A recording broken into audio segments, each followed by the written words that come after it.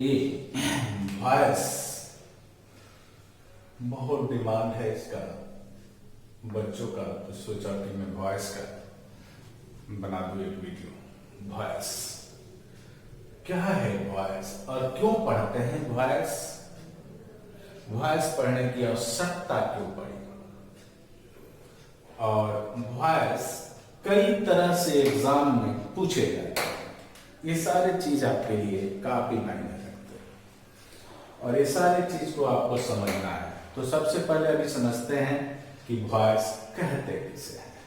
तो कहेंगे voice is a form of verb, voice is a form of verb that tell us whether the subject is active और नॉट। यानी voice क्रिया का वह रूप है जो हमें बताता है कि वाक्य का सब्जेक्ट जो है वह सक्रिय है या निष्क्रिय है। क्लियर? आइए इसको लिखते हैं। कहेंगे कि voice voice is a form, voice is a form, voice is a form of verb that tell us whether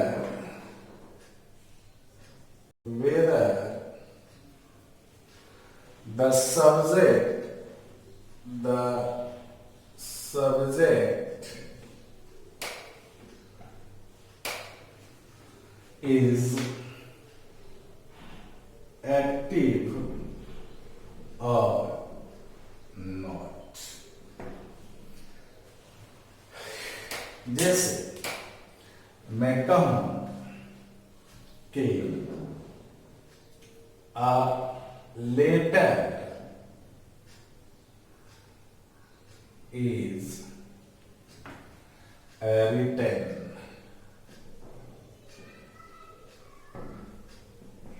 मैं कहूं दूसरा आई right a letter.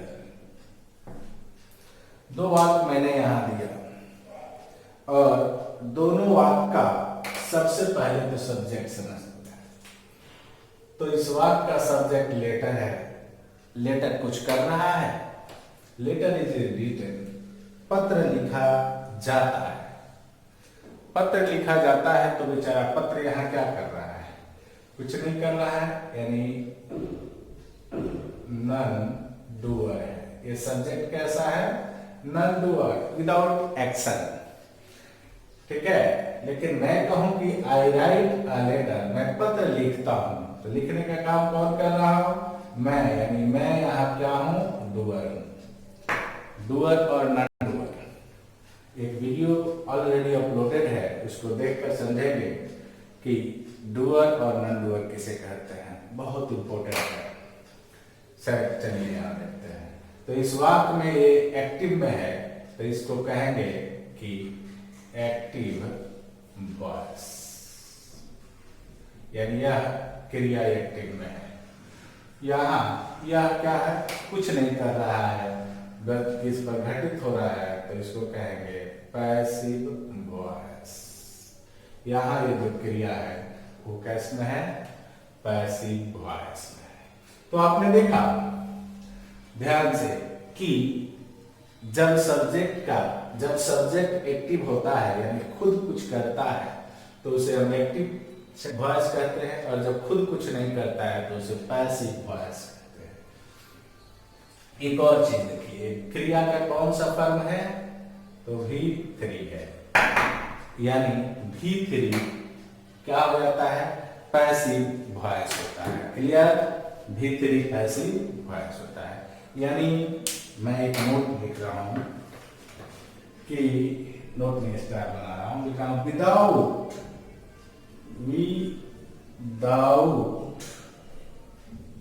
Third form, without third form, that that is no passive voice, no passive voice। यहां तक तो बात समझ गए कि थर्ड क्रिया के तीसरे रूप के बगैर पैसिव वॉइस नहीं बन सकता। क्रिया के तीसरे रूप के बगैर पैसिव वॉइस नहीं बन सकता। तो एक क्वेश्चन होता है कि क्या क्रिया का तीसरा रूप सब पैसिव वॉइस होता है? तो नहीं। तो इसमें लिखते हैं but every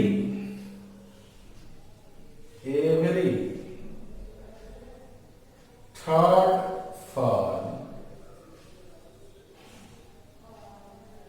every third form is not passive voice, passive voice। अब ध्यान से जैसे मैं कहूं कि he has written a letter।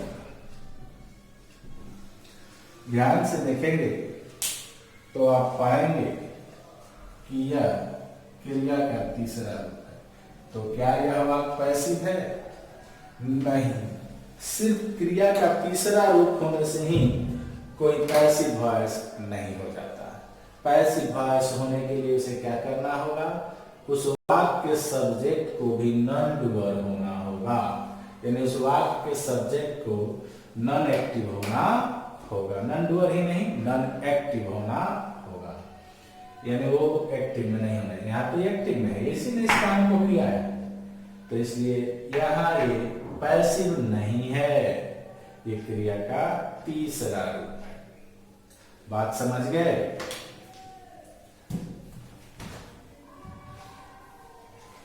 अब मैं यहाँ आपको क्या क्या समझाया कि पैसिव माने वॉइस किसे कहते हैं, और वॉइस कितने हो सकते हैं? तो दो वॉइस। जब वाक्य का सब्जेक्ट खुद एक्टिव हो तो उसे एक्टिव वॉइस कहते हैं, और जब वाक्य का सब्जेक्ट खुद एक्टिव ना हो उसे पैसिव वॉइस कहते हैं। तीसरी बात कि क्रिया का तीसरा रूप माने पैसिव वॉइस में क्या रहता है? क्रिया का तीसरा रूप, यानी बिना तीसरा रूप के पैसिव वॉइस संभव नहीं है। और एक बात और मैंने बताया कि ये जरूरी नहीं है कि क्रिया का तीसरा हर एक तीसरा रूप पैसिव वॉइस ही हो। जैसे कि यहाँ हमने आपको उदाहरण दिया है। तो पैसिव वॉइस में होने के लिए आपको ये ध्यान में रखना होगा कि उस वाक्य का सब्जेक्ट जो है वह हमेशा क्या रहे? तो नॉन एक्टिव रहे, तभी वो पैसिव में होगा। आगे बात समझ में आगे बढ़ते हैं।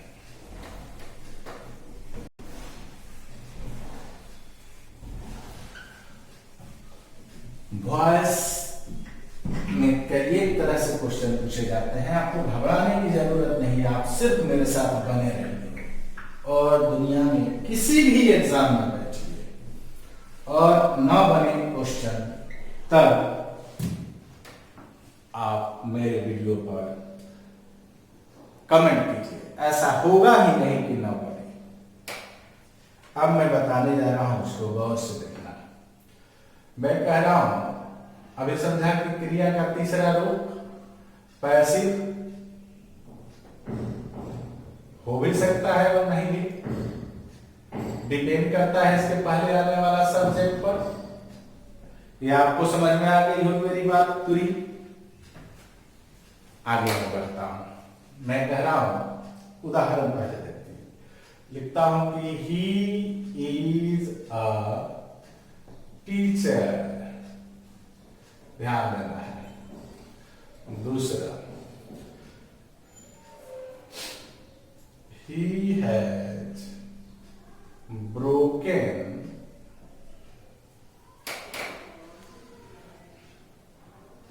the chair।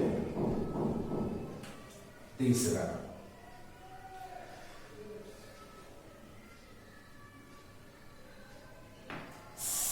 she was invited this time। और मैं आपसे पूछूं कि बताइए कौन एक्टिव में है, तो ये एक्टिव ही है ब्रोकन अ चेयर। एक्टिव या पैसिव, बेहतरी है, ध्यान दीजिएगा, लेकिन ये एक्टिव में है। किसमें है? क्यों? क्योंकि काम करने वाला यहाँ है। अगला है she was invited this time. यहाँ ये ही थ्री है, ये इनवाइट की गई है, ये इनवाइट की नहीं है किसी को, ये खुद किसी के द्वारा की गई है। यहाँ भी थ्री पैसिव में है। ये चीज अगर आपको पहचान में आया तब जाकर हम आगे बढ़ाएंगे, तब मेरी बात आपको बहुत बेहतर ढंग से समझ में आएगा। क्लियर है? एक नोट बना लीजिए, हमेशा याद रखिएगा इसको कि कोई भी वाक्य V2 या V3 से शुरू नहीं होता है। ये सदैव अपने माइंड में बसा लीजिए कि कोई भी वाक्य V2 V3 से शुरू नहीं होता है। अब यह मैं क्यों बता रहा हूं? क्या मैं कहीं दूसरी जगह भाग गया? क्या मैं कहीं दूसरे जगह भाग गया? अब मैं आपको यह क्यों बता रहा हूं कि कोई भी वाक्य V2 या V3 से शुरू नहीं होते हैं। तो नहीं, मैं कहीं बहका नहीं हूं, मैं आपको ठीक वहीं लेकर चलता हूं। कुछ वर्ब के फॉर्म ऐसे होते हैं जो आप पहचान ही नहीं सकते हैं कि वो V2 है या V3 है। जैसे कट, एक वर्ड है कट, कट, कट, ये V1 है, V2 है, V3 है। आप कैसे पहचानेंगे कि ये V2 है या V3? तो अगर इस बात को याद रखते हैं तो आपको शायद बहुत पैसिव वॉइस बनाने में मदद मिलेगा। जैसे मैं कहूं कट द ट्री, कहूं कट द ट्री। अब आप बताइए कि ये एक्टिव है या पैसिव? तो आपको समझ में आ गया कि वाक्य इससे शुरू हो रहा है तो V2 हो ही नहीं सकता, V3 हो ही नहीं सकता, तो V1 है ना, है, और V1 है, एक्टिव है, क्योंकि पैसिव हमेशा V3 लेता है। हमें क्लियर? बात तो मेरे समझ में आई आपको? तो अगर उसी तरह सिट होता है, सिट होता है, जैसे कि SIT, सिट,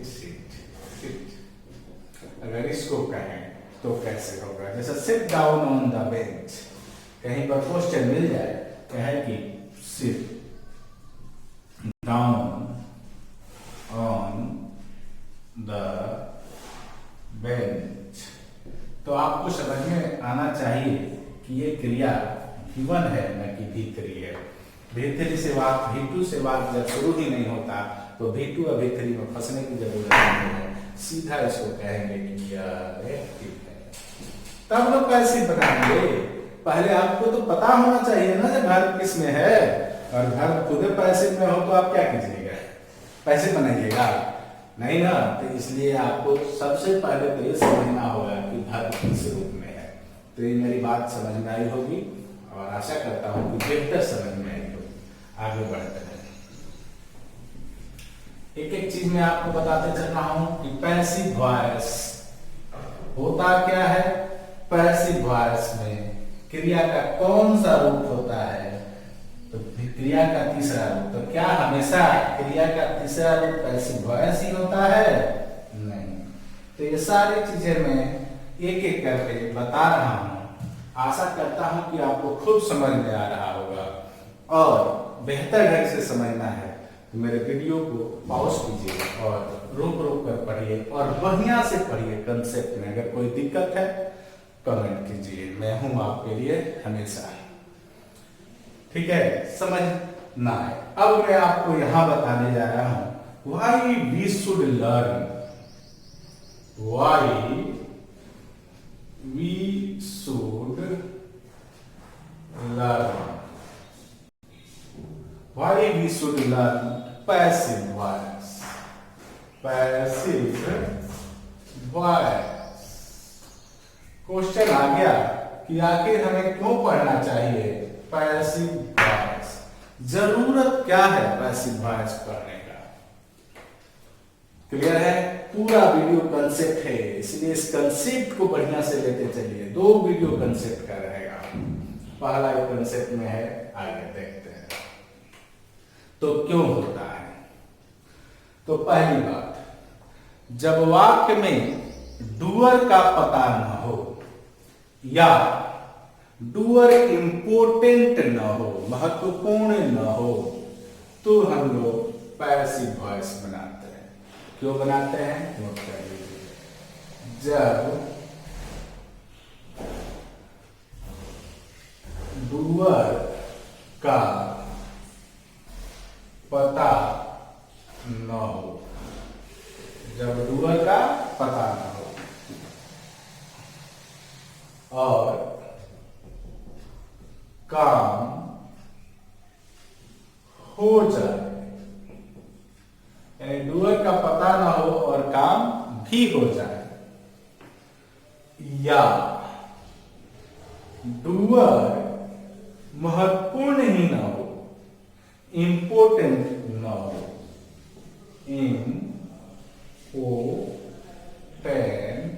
न हो, क्या समझे, तो पैसिव वॉइस बनता है। शायद एक कंसेप्ट आपको कहीं नहीं मिला होगा, ठीक है, कोई विद्वान ही, टीचर ही आपको बताएगा, किताबों में ऐसे कंसेप्ट नहीं रहते हैं। बहुत विद्वान हैं, मैं भी किसी विद्वान से ही पढ़ा हूं, तो बहुत सारे विद्वान हैं जिनके चलते आज हम लोग अंग्रेजी सीख रहे हैं और मैं आपको सिखाने योग्य हुआ हूं और सिखा रहा हूं। वैसे विद्वान को नमन है। चलिए आगे बढ़ते हैं, इस कंसेप्ट को जानते हैं। यानी जब डूअर का पता ना हो या डूअर इंपोर्टेंट ना हो, और डूअर का पता ना हो और काम भी हो जाए, डूअर का पता ना हो और काम भी हो जाए, डूअर का पता भी ना हो और डूअर का पता ना हो और काम भी हो जाए, तो पैसिव वॉइस बनाते हैं। या फिर उस वाक्य में डूअर महत्वहीन हो, जैसे मैं लिखूं कि पुलिस बुलाई गई। अब किसने बुलाया, क्या मतलब है, काम तो हो गया, पुलिस बुलाई गई। 4 लोगों की हत्या कर दी गई, करने वाला का पता नहीं है, 4 लोगों की हत्या हो गई। जंगल में कई पेड़ काट दिए गए, काटने वाला का पता नहीं है, लेकिन पेड़ तो कट ही गए, काम तो हो गए, पुस्तक छापी गई। यहां बहुत अच्छी अंग्रेजी पढ़ाई जाती है, यहां अंग्रेजी बहुत अच्छी पढ़ाई जाती है। कौन पढ़ाता है इससे मतलब नहीं है, यहां अंग्रेजी पढ़ाई जाती है, काम तो हो गया। तो जब वाक्य में डूअर का पता ना हो, यानी करने वाला का पता ना हो, या फिर जब वाक्य में करने वाला का पता ना हो और काम हो जाए, या फिर उस वाक्य में डूअर महत्वहीन हो, इंपोर्टेंट ही ना हो, महत्वहीन हो, तो हम लोग पैसिव वॉइस बनाते हैं। अब आइए इस पर आगे बात करते हैं। तो समझ गए कि कब हम पैसिव वॉइस बनाते हैं। तो पैसिव वॉइस हम तब बनाते हैं जब सब्जेक्ट यानी डूअर सब्जेक्ट का महत्व न हो, तब हम इसको बनाते हैं।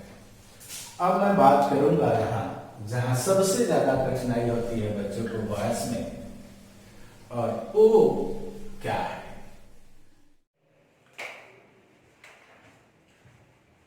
Voice.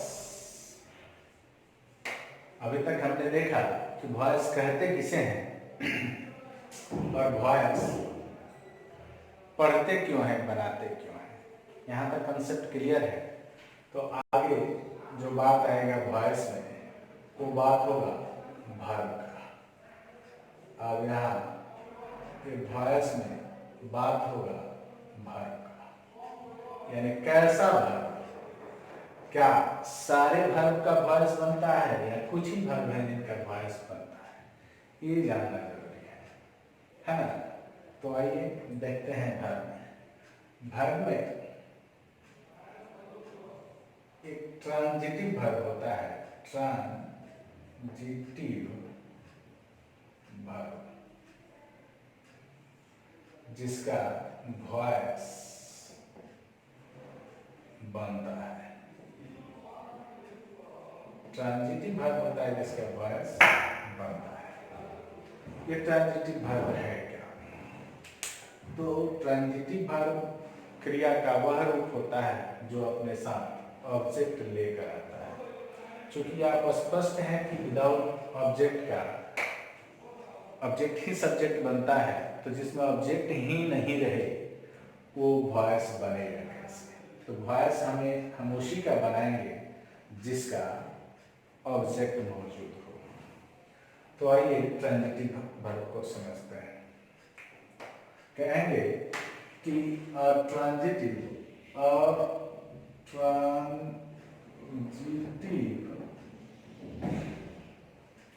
verb, a transitive verb is a verb, a transitive verb is a verb that requires an object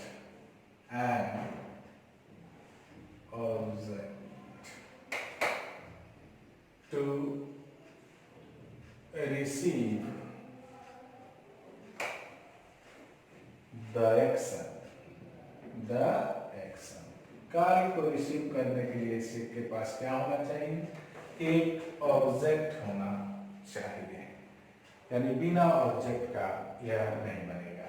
Hindi में लिखेंगे कि क्रिया का वह रूप जो ऑब्जेक्ट लेकर आता है उसे ट्रांजिटिव वर्ब, सकर्मक क्रिया कहते हैं। जैसे मैं कह दूं कि लता इट्स अ मैंगो,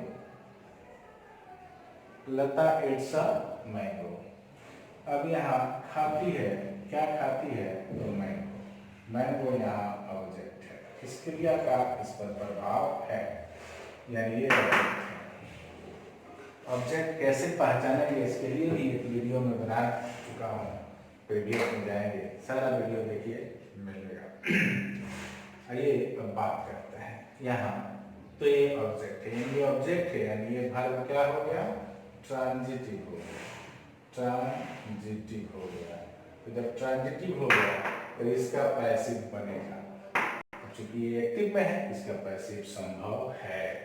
यहाँ हमने ये समझा कि ट्रांजिटिव वर्ब का पैसिव वॉइस संभव है। अब कहेंगे the peon rings the bell, the peon rings the bell। Peon ने क्या बजाया जी? तो बेल, ये बेल ऑब्जेक्ट हुआ। तो जब ऑब्जेक्ट हुआ तो रिंग्स क्या है? तो टीवी है, यानी ट्रांजिटिव वर्ब। अब आइए ट्रांजिटिव वर्ब कितने प्रकार के होते हैं इस पर बात करते हैं। पूरा यह वीडियो कंसेप्चुअल वीडियो है, इसको देखने के बाद ही वॉइस आसान हो जाएगा। ये कैसा कंसेप्चुअल है? तो वॉइस के लिए कंसेप्चुअल है, वॉइस के लिए मैं इस पर कंसेप्ट की बात कर रहा हूँ, यही ध्यान आपको देना है।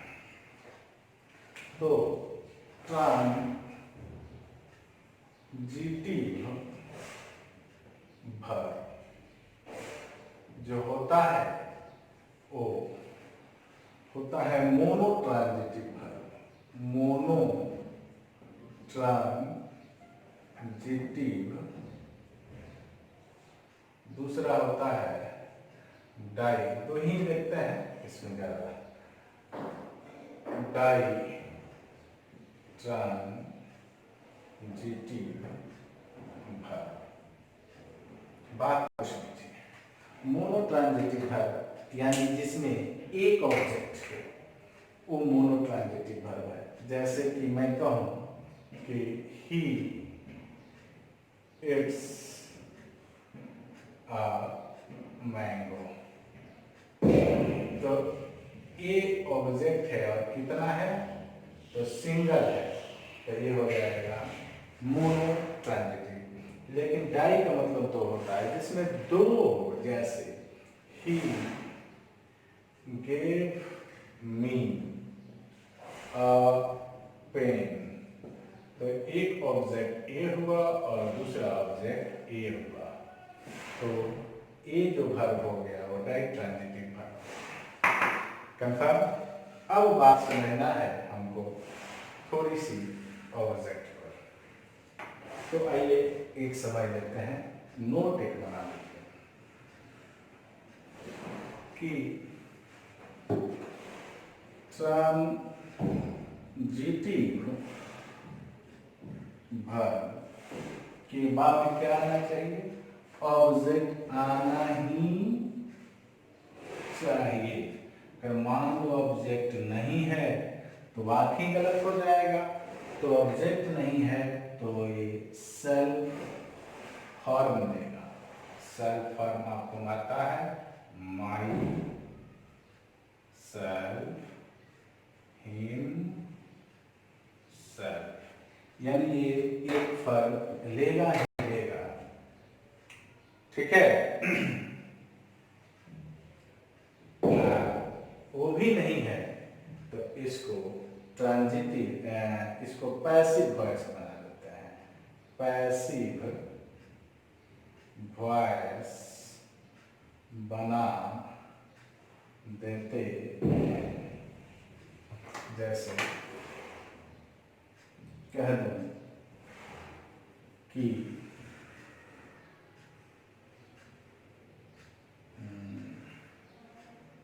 he इट्स क्या है, ऐसी वॉइस बनेगा तो यहाँ ऑब्जेक्ट आना चाहिए क्योंकि ये ट्रांजिटिव वर्ब है। तो क्या करता है, कुछ भी आए, मैंगो आए या नहीं आए तो ये बनेगा ही इट्स हिमसेल्फ, नहीं तो बन जाएगा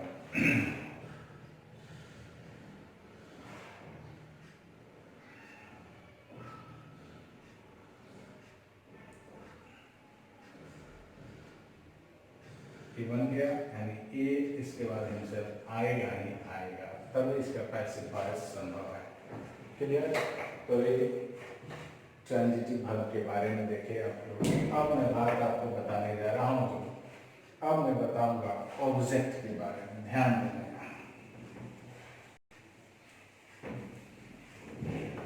यानी ट्रांजिटिव वर्ब अपने बाद ऑब्जेक्ट लेगा ही लेगा, चाहे जैसा ऑब्जेक्ट। ट्रांजिटिव वर्ब तभी वो वर्ब है जब अपने बाद वो ऑब्जेक्ट लेता है। और ऑब्जेक्ट यानी आपने देखा कि माई सेल्फ लगा देंगे, तो माई सेल्फ लगा देंगे इसका मतलब वही ऑब्जेक्ट बन जाएगा। क्लियर? तो अब मैं बात करने जा रहा हूं यहाँ, तो मैं बात करूंगा आपसे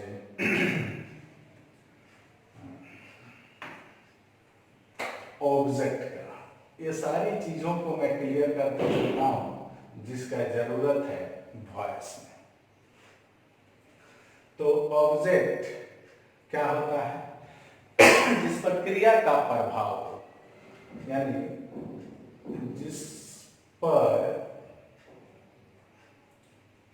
क्रिया का प्रभाव हो, वो ऑब्जेक्ट होता है। अब मैं वाक्य लिखता हूँ, समझ लेते हैं। जैसे मैं कहूँ कि he is playing in the field, और मैं कहूँ कि ही इट्स मैंगो। ध्यान से देखेंगे तो ये सब्जेक्ट, ये वर्ब, ये क्या है? क्या ये ऑब्जेक्ट है? तो ऑब्जेक्ट पहचानने के लिए आपको क्या करना होता है? हम लगाकर क्वेश्चन करते हैं। या मैं एक वीडियो दिया हूँ, उसको ध्यान से देखें, याद रखें। ये सब्जेक्ट, वर्ब और एक ऑब्जेक्ट। और मैं एक छोटा सा प्रभाव और नहीं प्रभाव का अर्थ बता देता हूँ। मान लो कि ये राम है और ये फील्ड है। क्या है? फील्ड है। आप बताइए। और ये एक आम है। गौर से अगर राम इस आम को खाना शुरू करे तो ये आम खत्म हो जाएगा या बचेगा? यानी प्रभाव पड़ रहा है। समझिए, एक लेटर है, मैं लिखना शुरू करूँ तो ये खत्म हो जाएगा कि नहीं? मैं पढ़ना शुरू करूँ तो खत्म हो जाएगा कि नहीं? देखिए, यही राम अगर इस फील्ड में जाए तो क्या फील्ड खत्म हो जाएगा? नहीं, यानी उस पर प्रभाव नहीं पड़ रहा है, यानी ये ऑब्जेक्ट नहीं है, ये अदर वर्ड है। अब ये कॉम्प्लीमेंट हो सकता है, ठीक है, यानी पूरक हो सकता है, कुछ भी हो, लेकिन ऑब्जेक्ट तो नहीं है। कंफर्म? तो ऑब्जेक्ट नहीं है तो इसका पैसिव नहीं बनेगा, इसका पैसिव नहीं बनेगा। लेकिन इसमें आम पर प्रभाव पड़ रहा है, यानी ये ऑब्जेक्ट है। तो जब ऑब्जेक्ट है तो इसका पैसिव संभव है, बनेगा। ये बात आपको समझना है। आगे मैं बात कर रहा हूं तो क्लियर हो गया होगा ऑब्जेक्ट। अब ऑब्जेक्ट दो तरीके के होते हैं। ऑब्जेक्ट भी कितने होते हैं? दो होते हैं। आइए उस पर भी आज चर्चा ही कर लिया जाए, उसको भी खत्म ही किया जाए।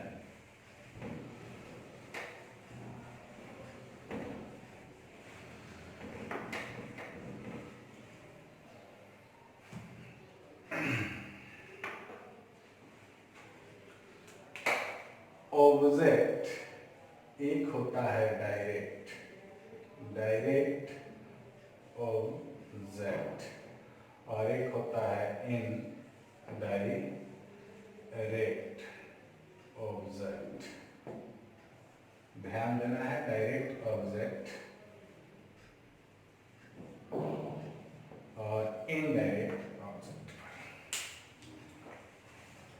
वर्ब समझ गए, ट्रांजिटिव वर्ब समझ गए। अब मैं आपको यहाँ बताने जा रहा हूँ ऑब्जेक्ट के बारे में कि ऑब्जेक्ट कितने होते हैं। तो ऑब्जेक्ट दो होते हैं, डायरेक्ट ऑब्जेक्ट और इनडायरेक्ट ऑब्जेक्ट। डायरेक्ट ऑब्जेक्ट जो होता है वह नॉन लिविंग थिंग होता है। क्या होता है? Non living thing. किसी वाक्य में नॉन लिविंग थिंग और लिविंग थिंग दोनों दिया है तो वहां जो नॉन लिविंग थिंग होगा वह डायरेक्ट ऑब्जेक्ट होगा, और इनडायरेक्ट क्या हो जाएगा? तो लिविंग हो जाएगा। लिविंग क्या करेगा? थिंग लिख सकते हैं। चलिए, ये लिविंग थिंग है। जैसे मैं कहूं कि सी gave me, she gave me a pen। ध्यान से देखेंगे, ये देना ट्रांजिटिव वर्ब है। एक ऑब्जेक्ट यहाँ है और एक ऑब्जेक्ट यहाँ है। ऑब्जेक्ट 1 कहूँ, इसको ऑब्जेक्ट 2 कहूँ। अब मैं कहूँ कि इसमें से डायरेक्ट ऑब्जेक्ट कौन है, तो डायरेक्ट ऑब्जेक्ट ये हो जाएगा, डायरेक्ट ऑब्जेक्ट, और इसको क्या कहेंगे, इन डायरेक्ट ऑब्जेक्ट। तो डायरेक्ट ऑब्जेक्ट और इनडायरेक्ट ऑब्जेक्ट आप समझ गए, दिक्कत है तो जान लीजिए। व्हाट होम लगाकर प्रश्न करें, व्हाट होम लगाकर प्रश्न करें और जो जवाब मिलता है वह ऑब्जेक्ट होता है। नोट में लिख सकते हैं आप कि व्हाट या होम या लगाकर प्रश्न करें और जो जवाब आएगा वह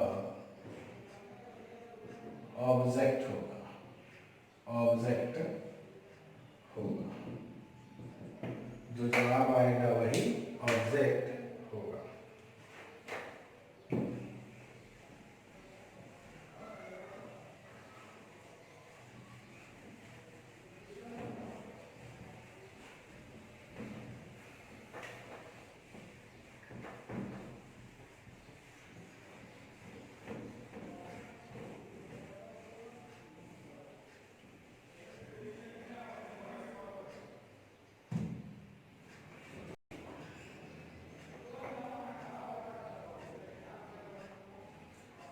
अब एक बात है,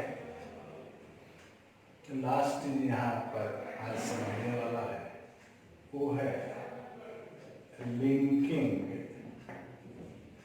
वर्ब। ये लिंकिंग वर्ब क्या है? चूंकि लिंकिंग वर्ब का भी पैसिव नहीं बनता है, तो पहले तो पहचानेंगे लिंकिंग वर्ब, तब ना उसका पैसिव नहीं पहचान बनाएंगे। बड़े बड़े क्वेश्चन, बड़े बड़े एग्जामों में से क्वेश्चन आए हैं, मैं अभी आपको दिखा रहा हूं, पहले इसको समझते हैं। कहेंगे कि जो क्रिया दो नाउन्स या कर्ता एवं पूरक या कर्ता एवं पूरक, कर्ता या पूरक को एक साथ लिंक करें, को एक साथ लिंक करे यानी जोड़े, उसे लिंकिंग वर्ब कहते हैं। उसे लिंकिंग वर्ब कहते हैं। अर्थात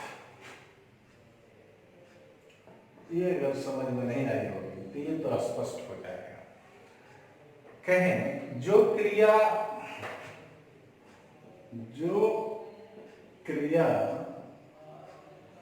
दो नाउन्स के बीच या कर्ता एवं पूरक के बीच एवं पूरक के बीच आकर एक ही व्यक्ति का बोध करावे उसे लिंकिंग वर्ब कहते हैं। गौर से देखना है यहाँ लिंकिंग वर्ब को। यदि मैं कह दूं कि माई ब्रदर इज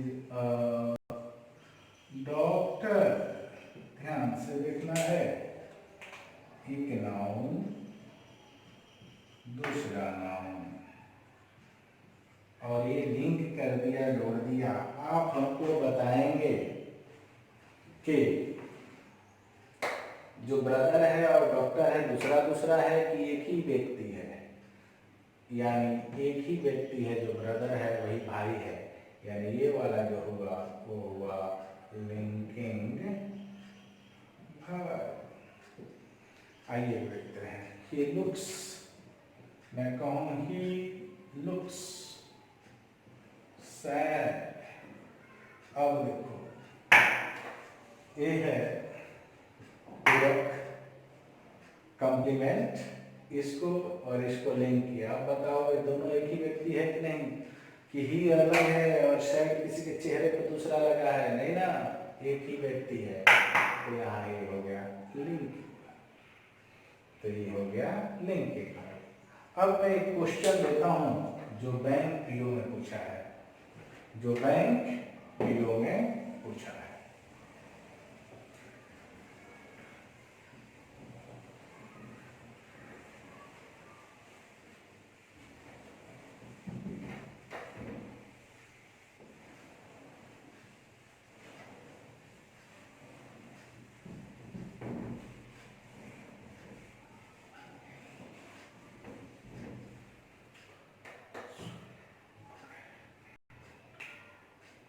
जैसे दिया है कि Sumit would have been looked smart in traditional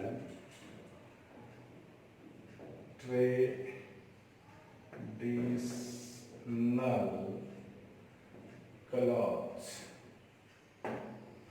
और इसको सेंटेंस इंप्रूवमेंट में पूछा है, अंडरलाइन कर दिया इतना। पहला वाज लुक, है ना, वाज लुक।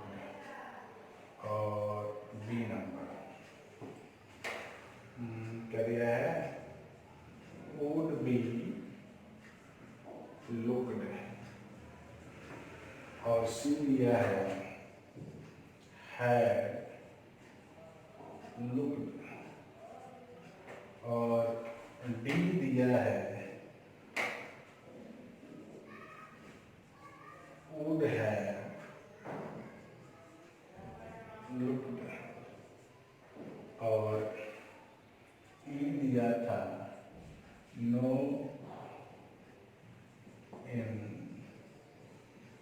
इम्प्रूवमेंट। और कहे कि क्वेश्चन क्वेश्चन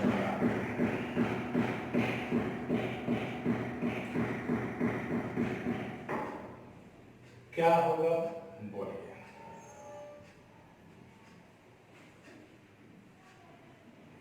बताइए क्या?